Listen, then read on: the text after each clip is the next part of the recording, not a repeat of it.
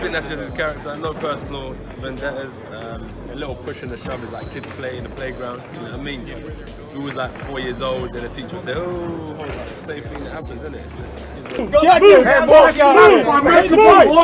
the fight. He's running by it, and that's what makes him feel better. So we respect it. I just kind of listened and said my piece. And you said to him, "What have you done? Tell us what you've done." Because as I said, like you line up all the heavyweights. He was just talking about, oh, he's this, he's that, he's that. I said, but why are you worrying about what someone else has done? What have you done as a fighter to kind of boost your ego up? You can answer. Anthony Joshua's first words after Tommy Fury brawl at backstage shows a very heated moment where Anthony Joshua reacts aggressively after the confrontation with Tommy Fury. He expresses strong frustration, warning that the disrespect has gone too far and implying consequences for both Fury brothers. Joshua makes it clear he won't ignore what happened backstage and suggests a serious response is coming after the incident. Disease, I feel like he's toxic. I feel like you can put any top heavyweight in the world up here and he'll probably say the same thing about them all. So it's just him as a person, and then he just needs a beat down, needs humbling. And instead of eating cheeseburgers, I'm going to feed him some humble pie. Anthony Joshua reacts with clear frustration, making it obvious that the disrespect has deeply affected him. He states that once someone crosses the line, there is no going back, and he holds grudges for a long time. Joshua makes it clear he has no interest in gaining approval from opponents like Tommy Fury, showing a cold and personal mindset after the incident. If you disrespect me now, you disrespect me for a lifetime. And I'm petty, I hold grudges, but that's just who I am. So I'm not looking for his respect one bit. He is who he is, and I don't even want to change him. Tommy Fury believes the long-awaited clash with Anthony Joshua should finally happen this year, showing clear urgency and frustration over repeated delays. He insists that tune-up fights won't change anything, and the fight needs to be made directly. Fury suggests this showdown was overdue years ago, and now is the right moment to settle it in the ring. Of course, definitely, I see it happening this year. If AJ gets his shit together, like I say, he's gone through a lot. I understand that, but I don't think a tune-up fight helps or doesn't help. Let's just get the fight on. It should have happened 10 years ago. You know, so hopefully he can get done. Anthony Joshua gives a very honest update on his situation, explaining that he is still managing serious personal issues while considering his return to the ring. He makes it clear he is not avoiding anyone, but wants to be fully ready before stepping back into major fights. Joshua emphasizes that his focus is on recovery, timing, and coming back at 100% strength. That could be a warm-up fight after what I saw tonight, but we'll see. We'll see. I was just in a serious incident maybe 4 months ago, innit? Do you know what I mean? So I need to really check out what's going on with my return to the ring, you know. So, but I'm here. I'm keeping my eye in the game. There's real stuff happening in my life. Do you know what I'm saying? It's not like I'm not ducking no one. I know what my job is. I know what I'm here to do. But there's just real stuff happening in my life that I also got to attend to. And once I'm 100%. I'll be ready, 100%. Eddie Hearn explains that Anthony Joshua does not operate on hype or verbal agreements, stressing that he only steps into action when everything is fully signed and official. He believes the fight will eventually happen, but makes it clear Joshua avoids public engagement unless the deal is concrete, showing a more calculated and controlled approach. You know, until we have a deal and sign a contract, it's not really AJ's style because it doesn't really matter till it's all ready to go. I believe it will happen, very confident of that. But yeah, that's all I can say.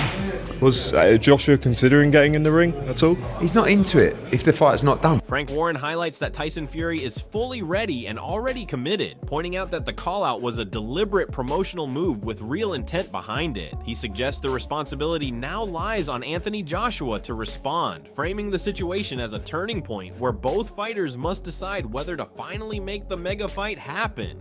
So it's up to him. Tyson's signed, he's up for it, and he's ready to go. When it comes to call-outs, that was quite an epic call-out by Tyson Fury. What did you make of it? But AJ's here. I mean, you know, he's come to watch it, and that's an appropriate moment to do that. This is called promotion. That's what it's all about. And Tyson called him out, and you know, he either wants to do it or he don't want to do it. So one way or another, we'll find out very soon. Tyson Fury makes his intentions crystal clear, stating that his focus is now only on a showdown with Anthony Joshua and nothing else in the division matters to him. He emphasizes that rankings, belts, and other opponents mean nothing compared to this fight, calling it the defining clash for British boxing and suggesting he could even step away if it doesn't happen. If it ain't Anthony Joshua next, I'm not interested in boxing. I'll eat 1,000 Easter eggs, go up to 35 stone, I'm out. I'm not interested. It's either him or I'm gone again. I'm not interested at all. I'm not interested in up-and-comers. I'm not interested in someone trying to prove a point over me. I don't care. I don't care about rankings. I don't care about belts. I only care now about AJ. That fight. That's the defining fight for Britain. Duke McKenzie breaks down the situation by explaining how both Anthony Joshua and Tyson Fury are handling the callouts in their own way. He highlights that Joshua refuses to be drawn into mind games, while Fury uses public confrontation to build pressure and hype, showing two completely different mental approaches toward the same potential mega fight. Immediately after the fight. Now, AJ's response was, well, I'm not playing your game. I'm not going to jump in the ring. I'm not going to start bad-mouthing you, and you're not going to start pushing me around. You know, AJ's his own man, ultimately, as is Fury. Fury did it his way, where he thought he could incite a little bit of tension and make everybody start sitting up and believe that he actually meant business because he wants to fight AJ. I believe he wants to fight AJ because he knows now. Agit Kabayel reflects on the situation by admitting that the fight between Anthony Joshua and Tyson Fury is very difficult to predict. He describes it as a great moment for fans and acknowledges the excitement building in Britain around this potential clash. Kabayel avoids giving a strong prediction, saying anything can happen depending on the night and performance. His uncertainty highlights just how evenly matched and unpredictable this heavyweight showdown appears to be. This was a good show, for the fans. Yeah, we will see. I think all the fans in Britain, he will see the fight. AJ versus Fury. Who do you think will win that fight after what you saw tonight? I don't know. I don't know. But my prediction is very bad. I say to you, Fury win the fight maybe in the first 4 rounds. But you see the result. I don't know. Really, I don't know. Do you think Shane Fury explains the danger and unpredictability of heavyweight boxing, stressing that one punch can completely change everything. He believes that if the fight between Tyson Fury and Anthony Joshua happens, it could lead to even bigger opportunities for the winner. While he slightly leans towards Tyson Fury, he admits the gap has narrowed due to age and recent performances, making it a much closer and more competitive matchup than before. Because listen, interim fights for both men, it's a dangerous thing. As you can see in there, listen, it takes one punch. So for me, if it's going to happen, let it happen next. And then the winner can probably go on to do AJ. If he wins, he could probably go and fight the world title. If Tyson wins, he could go and fight Usyk. How does that fight go? How does your brother? Listen, if you'd have asked me 5 or 6 years ago, or 4 or 5 years ago, however long it would have been, it'd have been 75-25 Tyson. Now it evens up. The odds has evened up. I reckon I'd favour Tyson, but it's a close one. Both men's aged. It's just who's aged most, Eddie Hearn addresses the ongoing debate by dismissing claims that Anthony Joshua is afraid of facing Tyson Fury. He argues that the narrative of fear does not reflect reality and suggests it is more about negotiation tactics and public perception. Hearn also points out that even some Fury supporters are starting to question the confidence around the fight, indicating that the situation is shifting. He maintains that Joshua remains focused and ready, but everything depends on final agreements behind the scenes. AJ called him the landlord in there? Is he just sick of the years of back and forth at this point? Because he wants to call the shots, Fury. He always has done. And that's why the fight never happened. So AJ's just saying, look, you need me, you're calling me, and you'll get me. Yeah, the fight, very confident the fight will happen. But at the moment, nothing signed. Fury said AJ's terrified. Obviously you don't agree, but yeah, what do you make of that? Terrified of what? That tonight? Yeah. You think you'd be terrified of that? Come on. Even Fury fans, as I was walking out tonight, not the same energy. They know. Adam Smith explains that the expectation was for the fight between Anthony Joshua and Tyson Fury to be at least teased or even agreed during the event, especially for a potential September date. However, he notes a key imbalance in the negotiations, suggesting Fury has already signed while Joshua may still be undecided. This uncertainty adds more tension to an already heated buildup, keeping fans waiting for official confirmation. As I said, I thought that the fight would be certainly teased, if not agreed, in the ring afterwards for September. That's what I've been hearing.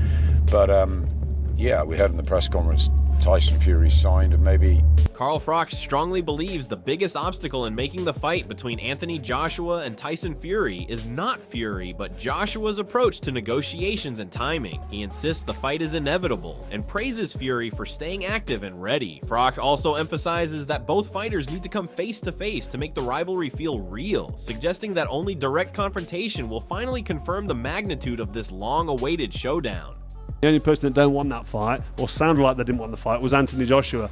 Talking about not stealing his thunder or whatever. I think the fight's going to happen. I think the fight is happening, and we're all looking forward to it. But Tyson Fury deserves respect, deserves credit, and yeah, we've got to acknowledge that he's just had a solid 12 rounds against a game opponent, and he got some good work in there, and that will set him up for the Anthony Joshua fight. And I'd like to see these two come together a little bit and just be face to face, up close and personal. Then you know it's. Derek Chisora delivers a brutally honest reaction, claiming that the atmosphere around his own fight was far more exciting compared to the latest performance involving Tyson Fury. He criticizes the lack of entertainment and questions why Fury is even calling out Anthony Joshua after what he saw as a flat showing. Chisora goes as far as saying Joshua would dominate the matchup, adding fuel to the rivalry with a highly emotional and dismissive take on Fury's recent display.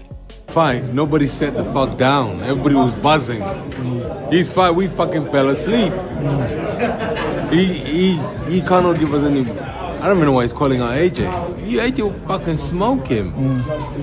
He needs to relax when I call shout out. That fight was shit. Spencer Brown gives a confident update on the long-anticipated clash between Anthony Joshua and Tyson Fury, insisting the fight is definitely happening this year. He describes the process as baking a cake, suggesting everything is being prepared behind the scenes while major business decisions are being handled privately. Brown hints at influential figures and streaming platforms being involved, indicating the massive scale of the event. While he avoids revealing contract details, his tone strongly implies that the mega fight is already in motion, with only formal announcements left before it becomes official. Because I know the fight will happen. Definitely, this year. Yeah, you know, we're just baking the cake. It's going to happen. Turkey. You know what Tyson said? He just told you. But Turkey suggested that it was going to be announced tonight, so is there a deal in place?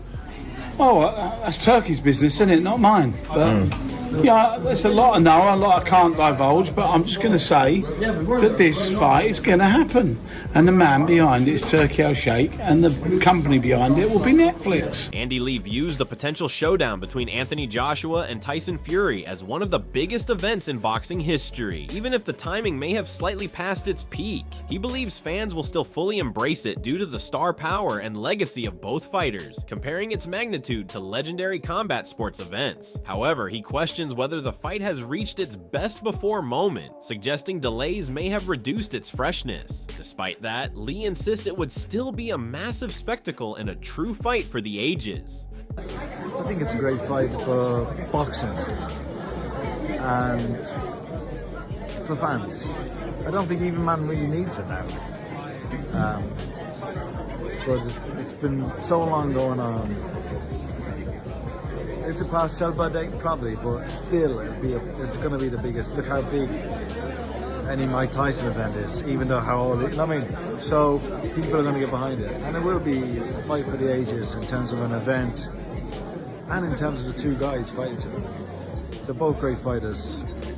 Spencer Brown breaks down the stylistic matchup between Anthony Joshua and Tyson Fury, emphasizing how different the physical dynamics would be compared to other heavyweight contests. He argues that while Joshua carries serious knockout power, Fury's movement and ring intelligence make him far harder to land cleanly on. Brown highlights that both fighters bring contrasting strengths, making it a true 50-50 scenario in terms of physical confrontation. Despite acknowledging Joshua's threat, he slightly leans toward Fury, suggesting his adaptability and experience could give him the edge in the overall fight outcome. Does Anthony Joshua hit as hard as Makhmudov? Of course he does. But does he get to Tyson as easy? I don't think so. Tyson said in the week he thinks AJ and Makhmudov will be a 50-50 It's two different. You've got to remember, it's a 50-50 fight, but you've got to remember this. Tyson's not AJ's not a wrestler, so it's going to be easy to catch for Makhmudov. I'm telling you, it'll be a totally different fight, total different physical confrontation between those two, and I still think Tyson wins the Paris Fury opens up emotionally, showing strong support for Tyson Fury despite initially not wanting him to return to boxing. She highlights his dedication in training for 3 months and expresses pride in seeing him do what he loves, even while acknowledging some tough moments in the process. Her comments reveal the personal side behind the fight narrative, where family support plays a huge role in a fighter's mindset. She also indirectly reflects the physical and emotional challenges Tyson faced, reinforcing how demanding this comeback has been at this stage of his career. Don't get me wrong, there was a few little nasty bits, but it's a very, very great thing to see your person you love do what you love. Dominic Ingle analyzes Tyson Fury's recent performance, pointing out that while he got the job done, it was far from his sharpest display. He notes that age and ring time away have changed Fury's rhythm, making him look less fluid compared to his prime. Ingle suggests that although Fury managed to control the fight, there were moments of awkward movement and unnecessary holding. He questions whether this level of performance would be enough against elite opposition like Anthony Joshua, implying that improvements would be needed if Fury is aiming for a blockbuster showdown. Like you can have, when you're young, you can step out the ring for a year, come back and carry on boxing, have time out and carry on, pick it up. You can do that, but once you get past 30, 35, it's totally different kettle of fish. Tyson came in light, fair play. He didn't look in great shape. He did look a bit skinny and a bit loose, but it was enough to get him through the rounds and just do enough. There were times when he held on to Mahamadov and you know, grabbed him around the neck, and he did look a bit out of place, to be honest. And I would have thought that Tyson would have been able to just stand there, just pop and move half a step away, keep away from him, spin around him. But you know, he did enough to beat that kid. It wasn't particularly impressive, and if Tyson's looking for that Joshua fight, and he'll be a few years older than Joshua, won't he? Max Kellerman breaks down the mindset of Anthony Joshua, suggesting that his approach to fighting Tyson Fury is more strategic than rushed. He highlights Joshua's statement about fighting on his own time, interpreting it as a calculated negotiating position rather than hesitation or fear. Kellerman explains that this kind of stance often reflects a fighter managing timing, leverage, and career planning at the highest level. His analysis adds depth to the ongoing narrative, showing that Joshua's decisions are not impulsive but carefully measured within the business side of boxing. Anthony Joshua said he would take the fight but on his own time. After the fight, AJ said he's still dealing with a lot of things, but he'll be ready, guys. And the quote was, as I said, on his own time. It looked to me like AJ was staking out a negotiating position. How did it look to you? Yeah, I think it was a power move from Anthony Joshua and Eddie Hearn to say, hey, we're the ones in control. Obviously, they are not, right? Tyson Fury is the cash cow. Yes, he is. I'm the landlord is what he right, said. Come on, yes, he's the tenant, let's be real. But I liked it, it was a great line. And Tyson Fury, Anthony Joshua, this is similar to Mayweather-Pacquiao. It's gonna happen past when we wanted to see it, but Eddie Hearn strongly dismisses the idea that Anthony Joshua is terrified of facing Tyson Fury, calling the claim unrealistic and exaggerated. He questions what there is to fear, pointing out that Joshua has already operated at the highest level of heavyweight boxing. Hearn also highlights a shift in public perception, suggesting even some Fury supporters are starting to doubt the confidence behind the narrative. His comments reinforce the idea that the rivalry is being driven more by promotion and talk than actual fear, while keeping the tension alive as fans await official confirmation of the fight. Nothing signed. Fury said AJ's terrified. Obviously, you don't agree, but yeah, what do you make of that? Terrified of what? That tonight? Yeah. Think you'd be terrified of that? Come on. Even Fury fans, as I was walking out tonight, not the same energy. They know. The rivalry between Anthony Joshua and Tyson Fury has now reached a boiling point, with every promoter, fighter, and analyst weighing in on what could be the biggest heavyweight showdown in modern boxing. From heated backstage confrontations to bold public callouts, both sides are refusing to back down. Supporters like Eddie Hearn insist there is no fear involved, while others continue to fuel the narrative of tension and mind games. Meanwhile, fans are left waiting for one thing only: an official signed contract that finally turns talk into reality. Whether it is timing, negotiations, or ego, the fight still hangs in the balance. So now it's your turn. Who do you think wins if Joshua and Fury finally collide in the ring? Drop your prediction in the comments, and don't forget to subscribe for more boxing updates, breakdowns, and fight news.